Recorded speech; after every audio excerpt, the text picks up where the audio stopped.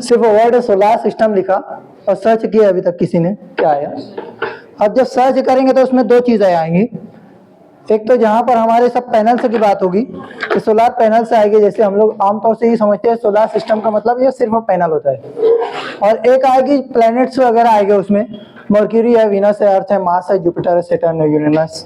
जैसे ज्योग्राफी में हमने पढ़े है सैयारे, कितने सैयारे हमारे, सूरज है और उसके गिर्द जो है 8 सैयारे गर्दिश करते हैं, है ना। 2006 से अगर पहले पढ़े होंगे तो 9 सैयारे पढ़ाते थे, अभी हम लोग 8 पढ़ाते हैं हम लोग। अतारुस, जोहरा, जमीन, मरीख, मुश्तरी, जुहल, यूरेनस, नेपच्यून, प्लूटो। तो ये जो है जमीन भी हमारा तीसरे नंबर का सैयारा है। सूरज जो है सोलर सिस्टम अगर बात करते हैं हम लोग तो इसके दो मीनिंग होते हैं। अगर हिंदी में भी बात करते हैं तो इसके दो मीनिंग निकलते हैं। एक होता है सौर मंडल और दूसरा होता है सौर ऊर्जा।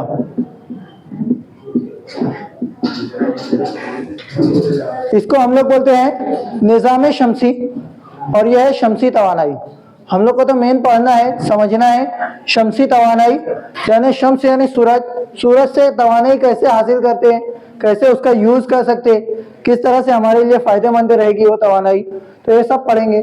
लेकिन ये समझने के लिए हमको ये समझना भी जरूरी है क्योंकि हम लोग रहते हैं जमीन पर और जमीन का सूरज से क्या रिलेशन है ये समझना जरूरी है हमको। तो इसमें भी कुछ टॉपिक्स ऐसे जो क्लियर करना जरूरी है हमको।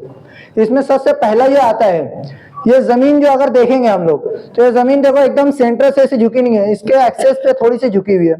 और जमीन आप ज्योग्राफी में पढ़े होंगे उसमें दो तरीके से उसकी गर्दिश रहती है, रिवोल्यूशन और रोटेशन, है ना। दो गर्दिश रहती है, एक अपने एक्सेस पे घूमती है और एक सूरज के गिर्द घूमती है। जब ये ऐसे अपने एक्सेस पे घूमती है तो क्या होता है, जो हिस्सा इसके सामने रहता है वहां पे दिन रहता है और जो इसके अपोज में रहेगा वहां पे रात रहेगी। और जब ये घूमेगी तो इसकी वजह से जो एक रोटेशन पूरा रिवोल्यूशन एक पूरा करने में उसको कितना लगेगा, 365 दिन लगता है ना। तो ये 365 दिन 6 घंटा ऊपर लगता है उसमें, 365 दिन 6 घंटा। अब जो 6 घंटा बचता है ऊपर का तो फरवरी हर 4 साल पे 29 लीप ईयर बोलते हैं उसको हम लोग, है ना। तो वो जो 6 घंटा बचता है, 6 घंटा मिला के एक दिन पूरा हो जाता है, वो लीप ईयर हर 4 साल पे एक रहता है, वो इसकी वजह से होता है, इसके रिवोल्यूशन की वजह से।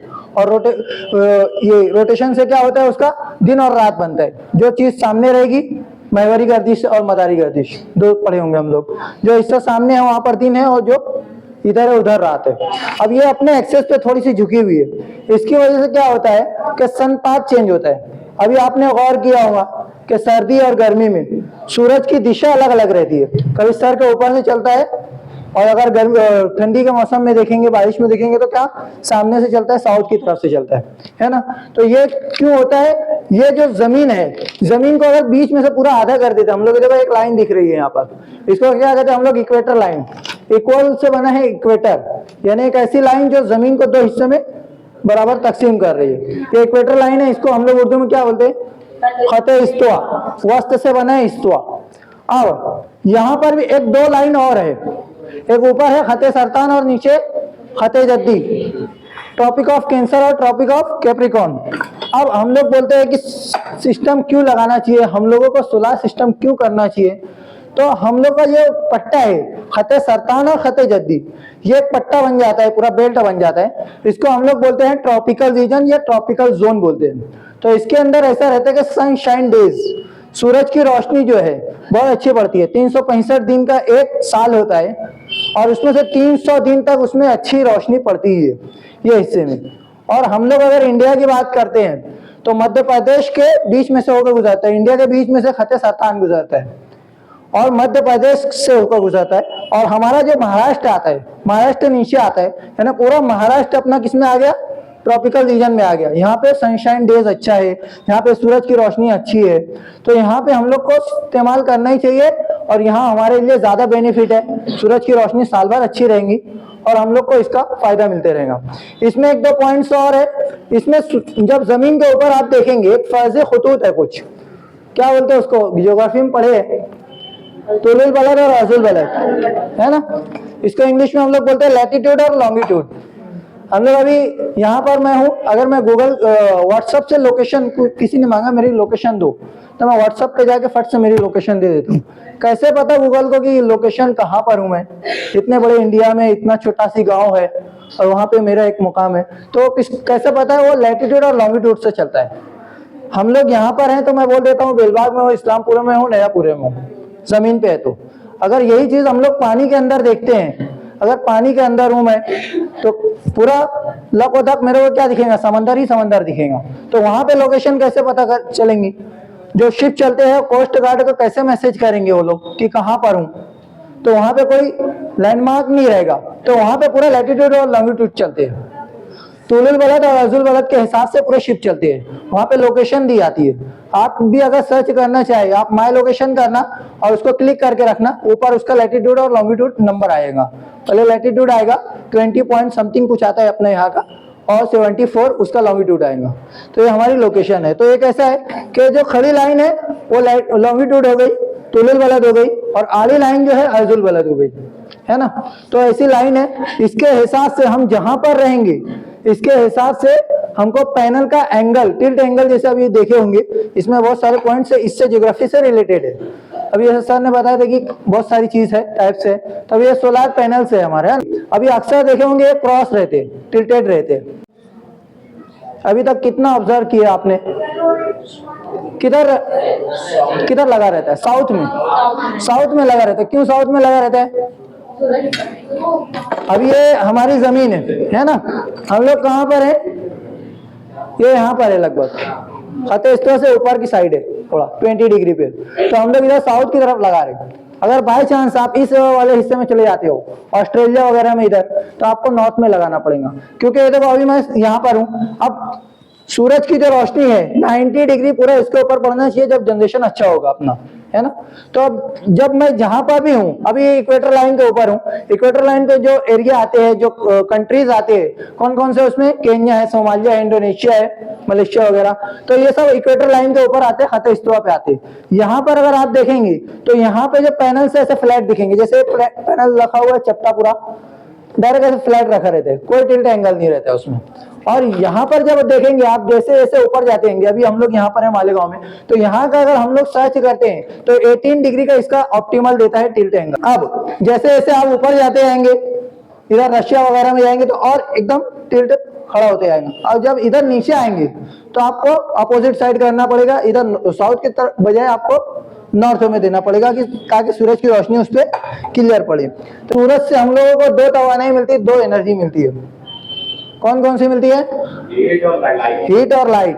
देखो पहली बात तो एक हम लोग का एक ख्याल है कि हम लोग जनरेट करते हैं, हम लोग बनाते हैं। असल में ऐसा बोलना ही गलत है, क्योंकि अल्बर्ट आइंस्टाइन का एक जुमला आपने सुना होगा कि एनर्जी नाइदर बी क्रिएट और destroyed, neither not be destroyed, it can only be change from one form to another, है ना। हम लोग क्या कर रहे हैं? इसको बना नहीं रहे, जनरेट नहीं कर रहे, और ना इसको डिस्ट्रॉय कर रहे, बर्बाद कर रहे। क्या कर रहे? कन्वर्ट कर रहे, एक फॉर्म से दूसरे फॉर्म में हम लोग कन्वर्ट कर रहे। तो यहाँ पे हम लोग क्या करते हैं? रोशनी की मदद से उसको, रोशनी को कन्वर्ट करते हैं, हीट को कन्वर्ट करते हैं। हमारे पास दो फॉर्म हो गए इसके, कौन से? हीट और रोशनी, लाइट, है ना। हीट के सेक्शन में सबसे पहले देखते हैं हम लोग, हीट को जब हम लोग करते हैं तो उसको हम लोग बोलते हैं थर्मल। अभी ऐसे थर्मल पावर प्लांट भी आते हैं। कैसे रहते हैं थर्मल पावर प्लांट? हाँ, कोयले को जला के। अभी जैसे पावर जो जनरेट होती है वो कैसे होती है? पावर जो बन रही है ना। हाँ, नहीं, वो तो एक कॉन्सेप्ट हो, थर्मल पावर प्लांट हो गया ना। अभी जैसे जो पावर बनती है, सबसे पहले अगर अपन माजी के हिसाब से अगर जाते हैं हम लोग कभी, तो बल्ब किसने इजाद किया? Thomas Alva Edison. Thomas Alva Edison ने बल्ब इजाद किया। अब जब वो बल्ब बनाया तो डीसी पावर पे चलता था, डीसी सप्लाई रहती थी वो। फिर उसके बाद एक कॉन्सेप्ट आया कि नहीं, डीसी नहीं रहना चाहिए। डीसी का एक ये था सबसे बड़ा डिसएडवांटेज कि उसको हम लोग लॉन्ग डिस्टेंस तक नहीं ले जा सकते थे, और आसानी से उसको ट्रांसमिट नहीं कर सकते थे, प्लस उसका स्टेप अप और स्टेप डाउन भी नहीं कर सकते थे। ये सबसे बड़ा इसका डिसएडवांटेज था डीसी का।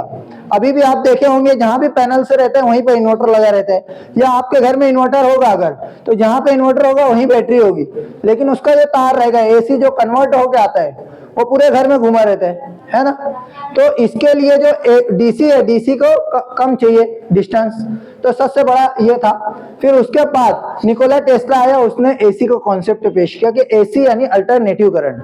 अल्टरनेट मतलब एक साइकिल्स रहते हैं, पूरे साइकिल्स चलते रहते हैं। अल्टरनेटिव करंट का देखो सिंबल से ऐसा दिखेगा कुछ आपको, है ना। एक आता है टीसी करंट और एक आता है एसी करंट। ये हो गया डीसी का और ये एसी का।